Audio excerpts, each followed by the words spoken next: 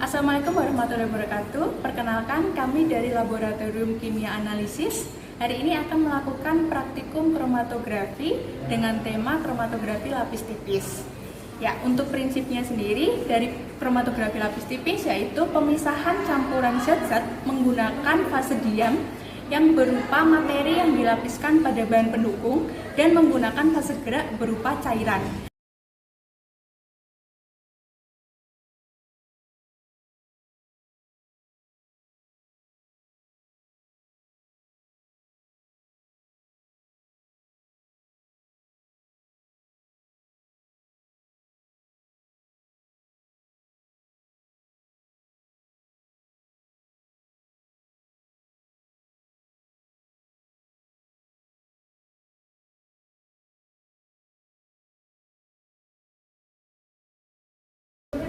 Oke, hari ini kita akan melakukan praktikum dengan judul identifikasi flavonoid pada sampel ekstrak herbal.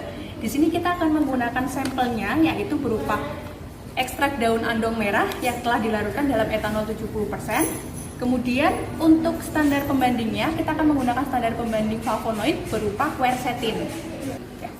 Seperti yang sudah dijelaskan di awal, untuk kromatografi lapis tipis sendiri akan menggunakan fase diam yang menggunakan bahan materi yang akan dilapiskan pada bahan pendukung. Di sini kita akan menggunakan fase diam berupa lempeng silika gel, di mana silika gel tersebut sudah dilapiskan kepada lempeng aluminium.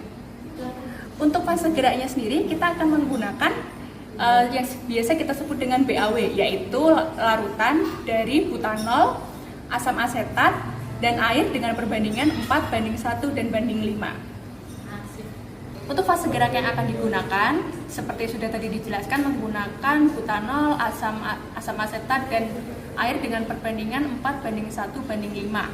Fase gerak ini akan dibuat 1 hari sebelum dimulainya praktikum, supaya terbentuk 2 fase secara sempurna. Nah, untuk fase gerak yang akan digunakan dalam percobaan kali ini, yang digunakan adalah lapisan bawahnya. Lapisan bawah ini terdiri dari campuran butanol, asam asetat, dan air. Fase gerak kita bikin sebanyak 20 mili, kemudian kira-kira yang fase bawah yang terbentuk ini bisa kita hitung kira-kira 10 mili.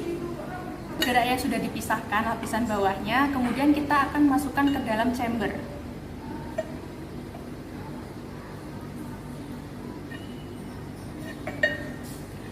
Sebelum digunakan, fase gerak ini harus dijenuhkan dulu dengan cara kita akan masukkan kertas saring warna.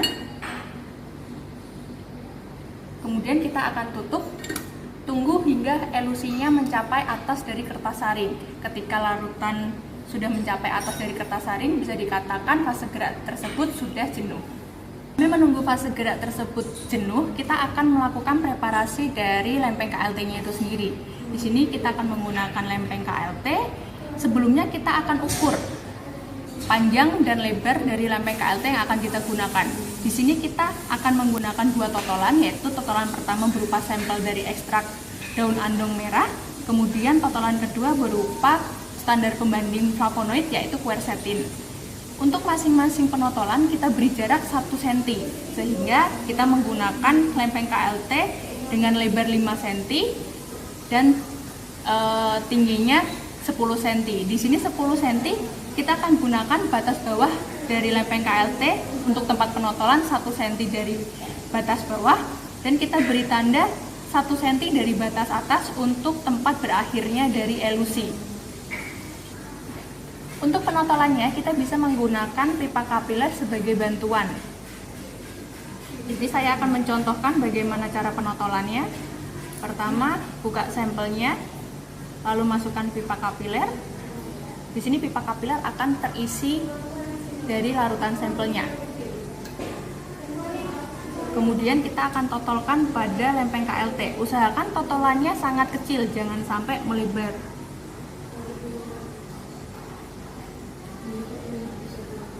Di sini kita akan menggunakan 3 totolan masing-masing. Untuk totolan pertama, usahakan biar dia kering dulu, baru kita timpa dengan totolan selanjutnya.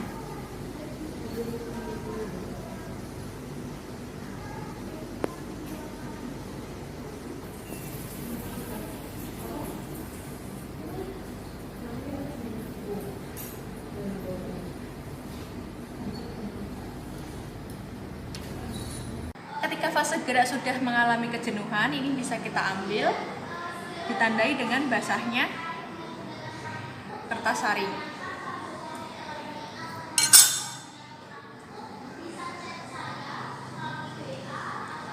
Kemudian ini adalah fase diam yang telah ditotolkan oleh sampel dan quercetin. Ketika fase diam sudah siap, lalu kita bisa masukkan ke dalam chamber yang berisi fase gerak. Lalu kita tunggu hingga elusi terjadi sempurna.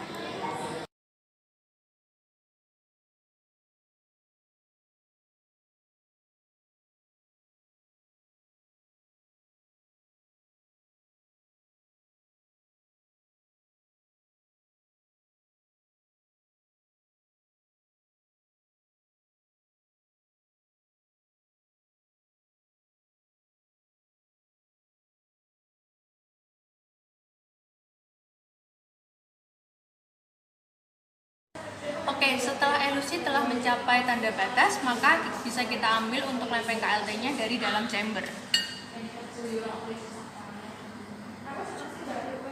Lalu bisa diangin-anginkan supaya lempeng KLT-nya kering.